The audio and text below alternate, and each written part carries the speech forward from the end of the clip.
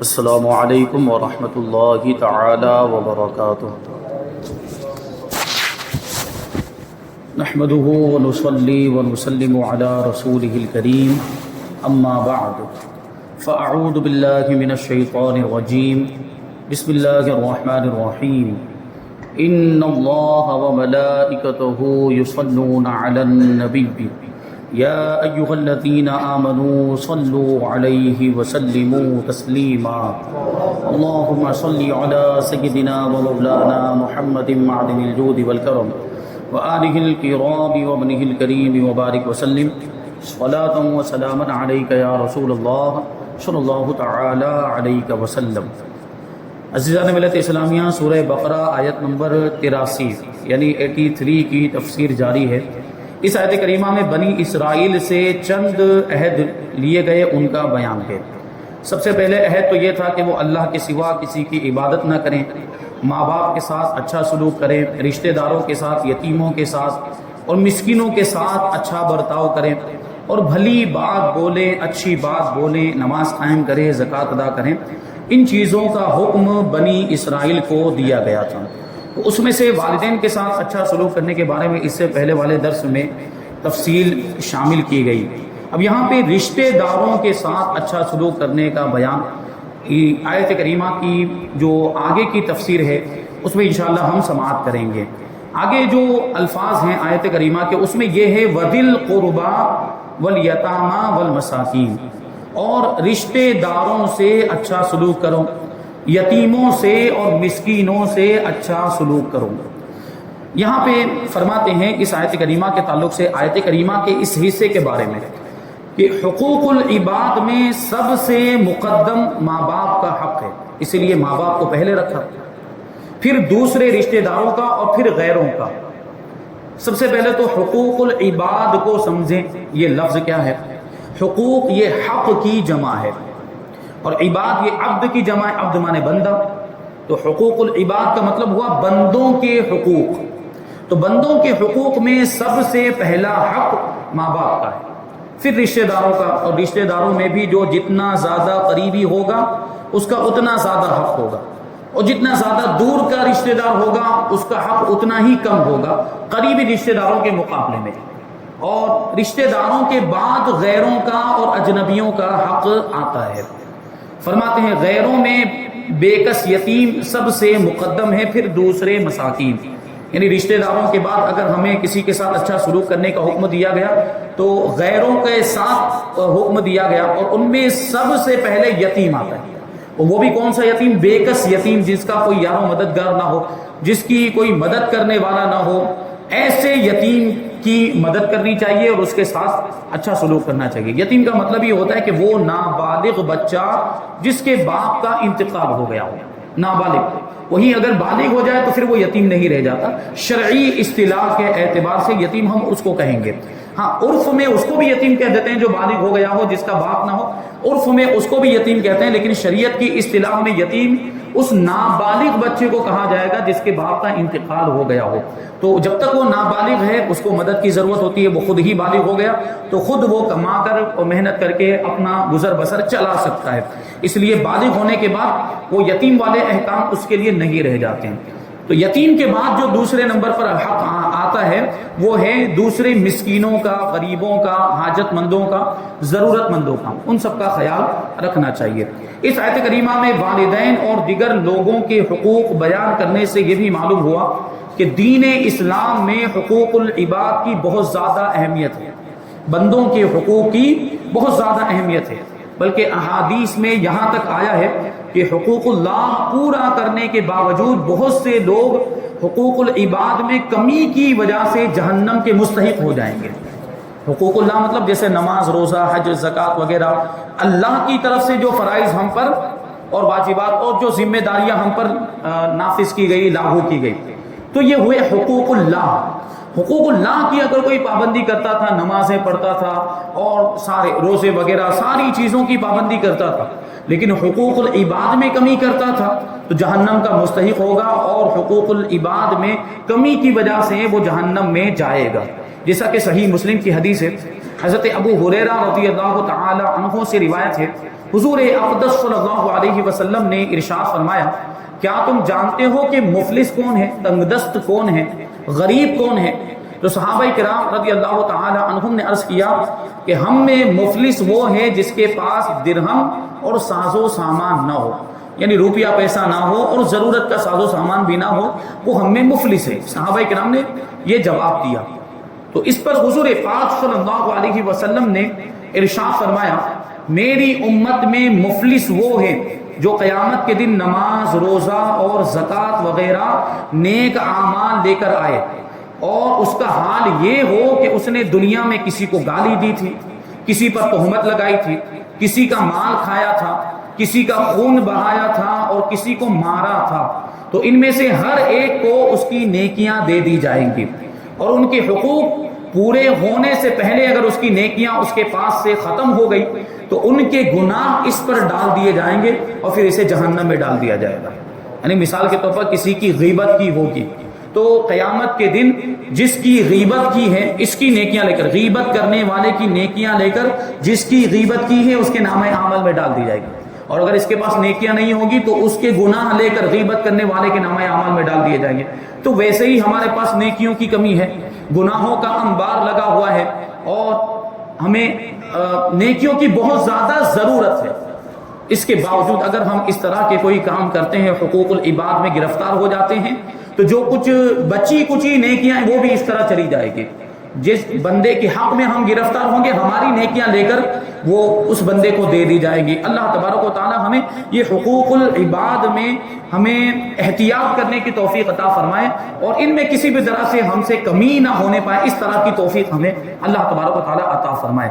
کیونکہ حقوق العباد کا معاملہ یہ ہے کہ جس بندے کا حق ہے جب تک وہ بندہ معاف نہیں کرتا وہاں تک پروردگار بھی معاف نہیں کرتا۔ جیسے ہم نے کسی کی غیبت کی مثال کے طور پر، خدا نخواستہ ہم نے کسی کی غیبت کر لی، تو اب جب تک وہ بندہ معاف نہیں کرے گا جس کی ہم نے غیبت کی ہے وہاں تک اللہ تبارک و تعالیٰ بھی معاف نہیں کرے گا۔ ہزاروں مرتبہ یا لاکھ مرتبہ آپ اللہ کی بارگاہ میں توبہ کریں، اللہ تبارک و تعالیٰ کی طرف سے یہی حکم ہوگا کہ پہلے جا کر اس سے معافی مانگو، پہلے جا کر اس سے معاف کراؤ، جس کی تم نے غیبت کی ہے وہ معاف کرے گا تب جا کے اللہ تبارک و تعالیٰ معاف کرے۔ تو حقوق العباد کا معاملہ اسی وجہ سے انتہائی اہم ہے اور اس میں بہت زیادہ احتیاط کرنے کی ضرورت ہے۔ ہمارے آپ کے معاملات یہ ہوتے ہیں، ہمارے بھائیوں کے معاملات، کسی کا مال لے لیا، کسی کے پاس سے پیسے لے لیے، دینے کا کوئی ارادہ نہیں ہے، وہ مال کھا لیا ہے اور اس پر کوئی توجہ نہیں دی جاتی کہ ہم نے کتنا بڑا گناہ کیا ہے۔ کسی کا مال ہم اگرچہ 1 روپیہ ہی کیوں نہ ہو، 1 روپیہ ہی کیوں نہ ہو، کہیں پر میں نے پڑھا ہے کہ 1 آنے کے بدلے میں، 1 آنا پرانے زمانے میں چلتا تھا، 1 روپیہ تو اسے کئی زیادہ، تو 1 آنے کے بدلے میں 40 سال کی عبادت دے دی جائے گی۔ کسی کا 1 آنا ہم نے کھایا ہوگا تو ہماری 40 سال کی عبادت، 40 سال کی نیکیاں اس کو دے دی جائے گی جس کا 1 آنا ہم نے کھایا۔ سوچنے جیسی بات ہے کہ ویسے ہی ہم ماند عبادت کرتے ہیں اور ٹوٹی پھوٹی عبادت کرتے ہیں، ہماری عبادت صحیح ہوئی بھی کہ نہیں ہوئی، اللہ کی بارگاہ میں مقبول ہوئی بھی کہ نہیں ہوئی، ایسی ہماری عبادت ہوتی ہے، اور وہ عبادت بھی لے کر کسی اور کو دے دی جائے تو پھر ہمارا کیا حال ہوگا؟ میدان محشر میں ہمارے پاس تو کچھ بھی نہیں بچے گا، وہ بھی 1 آنے کی بات چل رہی ہے۔ لوگ تو ہزاروں روپے کھا جاتے ہیں، لاکھوں روپے کھا جاتے ہیں، کروڑوں روپے تک کے بھی معاملات ہوتے ہیں، ان کا کیا حال ہوگا میدان محشر میں؟ آپ سوچیں۔ جو حقوق العباد میں اس طریقے سے گرفتار ہیں اور حقوق العباد کی بالکل پرواہ نہیں کرتے، ان کے ساتھ اس طرح کے معاملات ہوں گے۔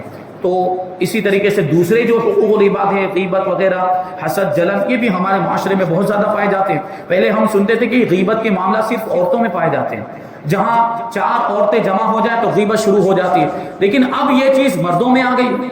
اب یہ چیز آپ مردوں میں بھی دیکھیں گے، لڑکوں میں، مردوں میں، نوجوانوں میں، وہ بھی بیٹھے ہیں تو کسی کی غیبت شروع کر دیتے ہیں، کسی کی برائی شروع کر دیتے ہیں۔ تو یہ چیز اب لڑکوں میں بھی آ گئی، مردوں میں بھی آ گئی، اور وہ غیبت کر رہے ہیں اور اتنے بڑے گناہ میں وہ گرفتار ہو رہے ہیں۔ غیبت کے بارے میں آپ کو معلوم ہونا چاہیے، اللہ کے رسول صلی اللہ علیہ وسلم نے غیبت کی برائی صحابہ کرام کے سامنے بیان کی کہ کسی کی برائی نہیں بیان کرنی چاہیے، یہ غیبت ہے۔ تو صحابہ کرام نے عرض کیا، یا رسول اللہ اگر ہم کسی کی ایسی برائی بیان کریں جو اس میں ہو تو پھر کیا حکم ہے؟ یعنی ہم کسی کی پیٹھ کے پیچھے ایسی برائی بیان کریں جو اس کے اندر موجود ہو، وہ عیب اس کے اندر موجود ہے، تو اللہ کے رسول صلی اللہ علیہ وسلم نے ارشاد فرمایا کہ اگر وہ برائی اور وہ عیب اس کے اندر موجود ہے تبھی تو یہ غیبت ہے۔ اگر وہ برائی اس میں موجود نہ ہو، اگر وہ عیب اس میں موجود نہ ہو، یہ تو بہتان ہو جائے گا، یہ تو الزام تراشی ہو جائے گی کہ عیب نہیں تھا اور تم نے عیب لگایا۔ عیب موجود ہونے کے باوجود برائی کرنا یہی غیبت کہلاتا ہے۔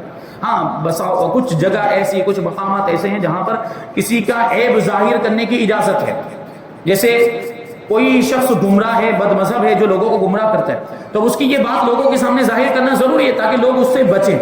اور کسی نے آپ سے مشورہ لیا، مثال کے طور پر رشتہ لگ رہا ہے کسی کا، اور لڑکے کے بارے میں کسی نے آپ سے آ کر پوچھا کہ ہماری لڑکی کا ہم فلاں لڑکے کے ساتھ رشتہ کرنا چاہتے ہیں، اور آپ کو معلوم ہے کہ اس کے اندر یہ برائی پائی جاتی ہے، تو اب خیر خواہی کا فریضہ انجام کرنے کے لیے، دینے کے لیے، وہ فرض منصبی ادا کرنے کے لیے، کیونکہ آپ سے پوچھا ہے تو پھر آپ کا منصب بن جاتا ہے کہ آپ خیر خواہی کے طور پر اس کو بتائیں کہ اس کے اندر یہ برائی پائی جاتی ہے، تو یہ غیبت میں نہیں آئے گا۔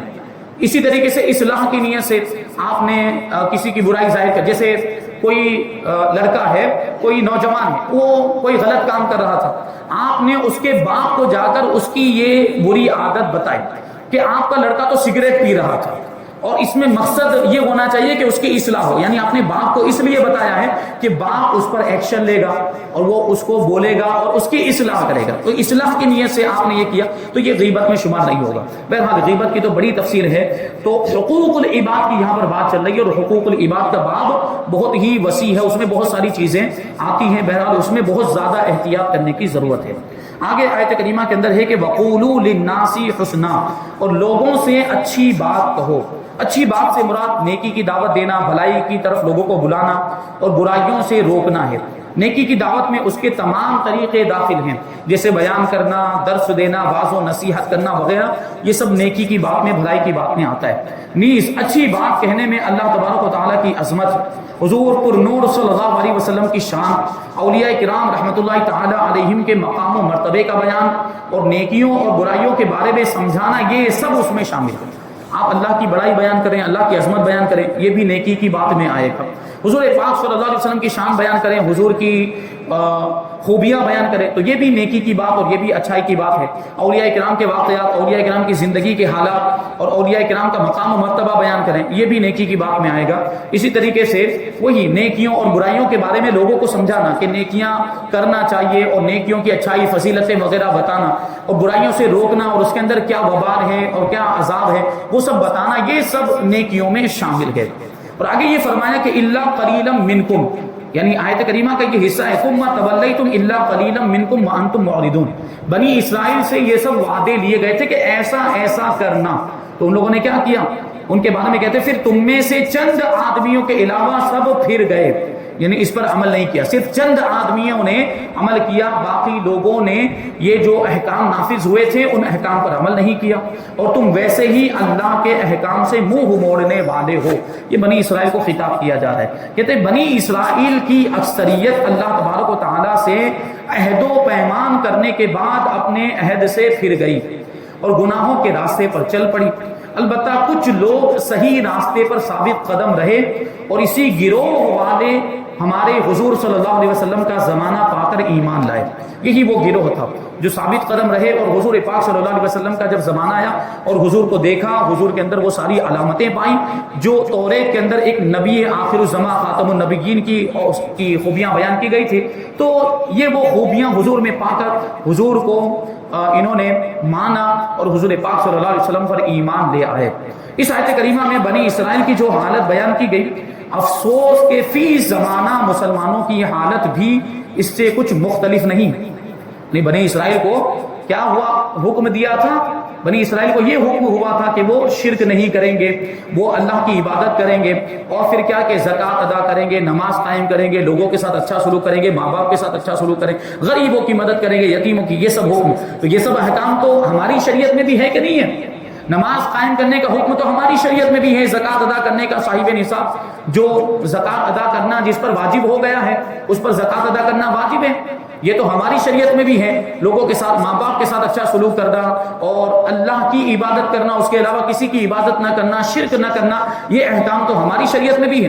لیکن ہم اپنے آپ پر غور کریں کہ بنی اسرائیل نے جس طریقے سے وعدہ خلافی کی تھی، عہد و پیمان کو توڑا تھا اور ان احکام پر عمل نہیں کیا تھا، ہمارے مسلمان بھائیوں کے بھی تو یہی حالات ہے۔ اور ہمارے آج کے لوگوں کے بھی یہی حالت ہے مسلمانوں کے کہ وہ بھی تو اللہ کے احکام پر عمل نہیں کر رہے ہیں. کہہ رہے ہیں کہ کاش ہم بھی غور کریں کہ مسلمان ہونے کی حیثیت سے کلمہ پڑھ کر ہم نے نماز، روزہ، زکوٰۃ، حج، اطاعت الہی، اطاعت رسول صلی اللہ علیہ وسلم، حقوق اللہ اور حقوق العباد کی ادائیگی کی پابندی کا جو عہد اللہ تبارک و تعالیٰ کے ساتھ کیا ہوا ہے، کیا ہم بھی اسے پورا کرتے ہیں یا نہیں. کیونکہ ہم مومن ہوئے، ہم نے کلمہ پڑھا، اور کلمہ پڑھتے کے ساتھ ہی ہم پر اسلام کے سارے احکام نافذ ہو جاتے ہیں. ہم نے لا الہ الا اللہ محمد رسول اللہ جیسے ہی پڑھا، یا ہم نے گواہی دی اشہد ان لا الہ الا اللہ وحدہ لا شریک لہ واشہد ان محمدا عبدہ ورسولہ، یہ ہم نے گواہی دی. اب یہ گواہی دیتے ہی ہم مومن ہو گئے. مومن ہو گئے کا مطلب کیا؟ ہم نے اپنے رب سے وعدہ کر لیا اور ہم نے رسول اللہ سے وعدہ کر لیا کہ جو بھی اللہ اور اس کے رسول کے احکام ہیں ہم اس پر عمل کریں گے. کلمہ پڑھتے کے ساتھ یہ خود بخود وعدہ ہوا، اگرچہ ہم نے صریح الفاظ میں وعدہ نہیں کیا کہ ہم وعدہ کرتے ہیں کہ ہم یہ کریں گے، ہم وہ کریں گے.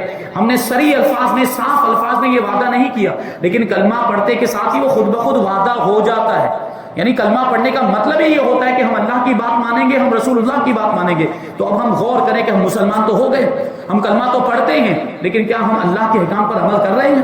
کیا ہم رسول اللہ کے احکام پر عمل کر رہے ہیں؟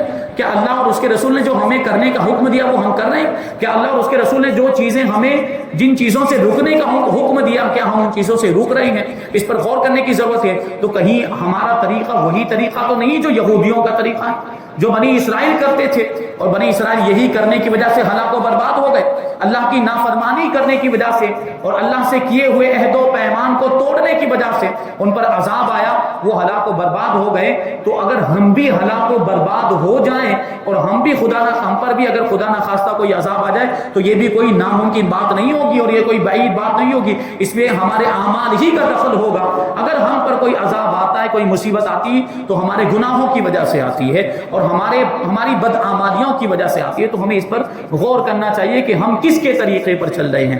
ہمیں اتنا پیارا دین ملا ہے، اتنا پیارا مذہب ملا، بلکہ سب سے پیارا مذہب، سب سے پیارا دین اسلام اللہ نے ہمیں عطا کیا ہے، اور ہم اس کی قدر نہیں کرتے. ہمیں تو کتنا اس پر عمل کرنا چاہیے، اللہ کا شکر ادا کرنا چاہیے کہ ایسا مذہب ہمیں ملا ہے جو سب سے بہترین مذہب ہے.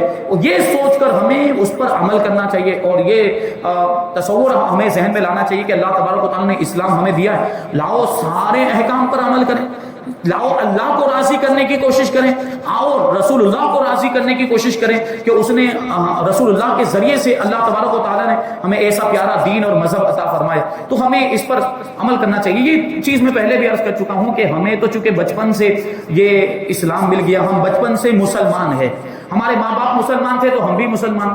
اسلام کے اندر ہمیں اسلام قبول کرنے میں کوئی محنت نہیں کرنی پڑی، یا اسلام کی سچائی کو یا اسلام کی حقانیت کو دیکھ کر ہم مسلمان ہوئے ہو، ایسا نہیں. ہم باپ دادا سے مسلمان چلے آ رہے ہیں. اسلام کی اہمیت آپ ان سے پوچھیں جو نو مسلم ہوتے ہیں، جو پہلے کسی اور مذہب کے اندر تھے، مثال کے طور پر غیر مسلم تھے یا یہودی تھے یا نصرانی عیسائی تھے. انہوں نے اسلام کو پڑھا، اسلام کو سمجھا، اسلام کی حقانیت اور اسلام کی صداقت اور سچائی کو دیکھ کر مسلمان ہوئے.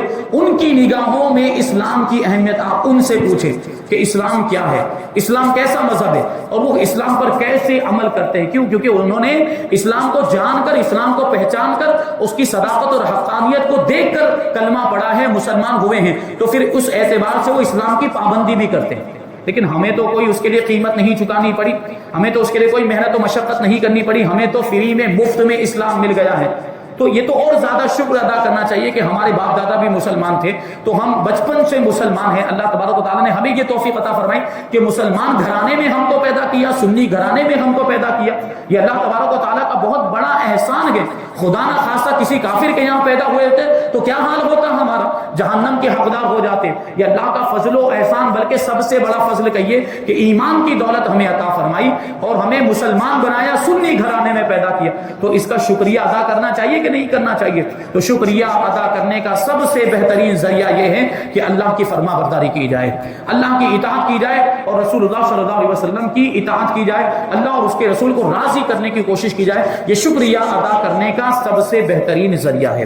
آگے جو آیت کریمہ ہے، آیت نمبر 84، اللہ تبارک و تعالیٰ ارشاد فرماتا ہے وَإِذْ أَخَذْنَا مِيثَاقَكُمْ لَا تَسْفِكُونَ دِمَاءَكُمْ وَلَا تُخْرِجُونَ أَنفُسَكُمْ مِنْ دِيَارِكُمْ ثُمَّ أَقْرَرْتُمْ وَأَنْتُمْ تَشْهَدُونَ۔ اور یاد کرو جب ہم نے تم سے عہد لیا کہ آپس میں کسی کا خون نہ بہانا، یعنی کسی کو قتل نہ کرنا، اور اپنے لوگوں کو اپنی بستیوں سے نہ نکالنا، پھر تم نے اقرار بھی کر لیا اور تم خود اس کے گواہ ہو۔ یہ بنی اسرائیل ہی کی بات چل رہی، بنی اسرائیل سے وعدہ لیا گیا تھا کہ آپس میں ایک دوسرے کو قتل نہ کرنا، اور آپس میں اپنی ہی قوم کے لوگوں کو اور اپنی ہی برادری سے تعلق رکھنے والے لوگوں کو جلا وطن نہ کرنا، اپنی بستیوں سے نہ نکالنا، یہ ان سے وعدہ لیا گیا تھا اور اس پر وہ لوگ گواہ بھی ہے۔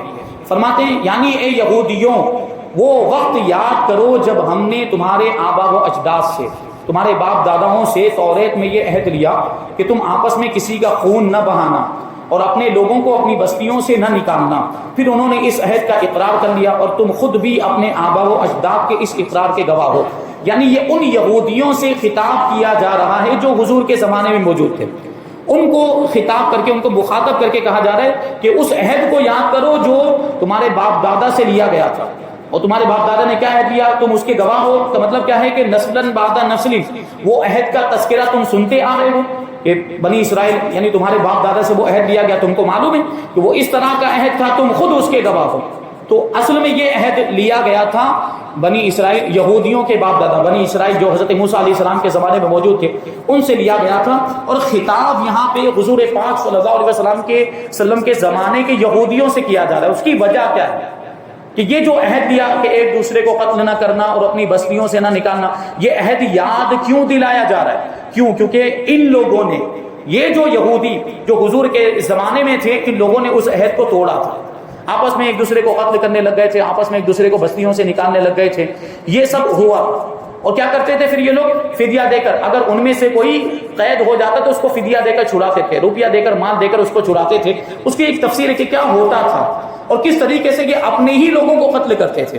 یہودی آپس میں ایک دوسرے کو کیسے قتل کرتے تھے، یہ حضور کے زمانے میں جو یہودی تھے ان کی بات ہے۔ تو ان کا تفصیلی واقعہ یہ بنو قریظہ اور بنو نذیر یہودیوں کے دو قبیلے تھے جو مدینہ منورہ کے ارد گرد آباد تھے، اور مدینہ منورہ میں جو لوگ رہتے تھے وہ دو قبیلے کے لوگ تھے جو عرب کے رہنے والے، وہ ایک قبیلہ اوس اور قبیلہ خزرج، یہ مدینہ منورہ کے رہنے والے، یہ بعد میں مسلمان، ان میں سے بہت سارے لوگ مسلمان بھی ہوئے، اور اللہ تبارک و تعالیٰ نے ان کو اسلام کی نعمت عطا فرمائی۔ لیکن یہ قبیلہ اوس اور قبیلہ خزرج یہ عرب کے رہنے والے تھے، اور یہودی قبیلہ بنو قریظہ اور بنو نذیر، ان کی آپس میں جنگیں چلتی تھی۔ تو اسی کا واقعہ اور اسی کے اندر یہ اس طرح کا معاملہ ہوتا تھا کہ یہودی یہودیوں کو ہی قتل کرتے تھے۔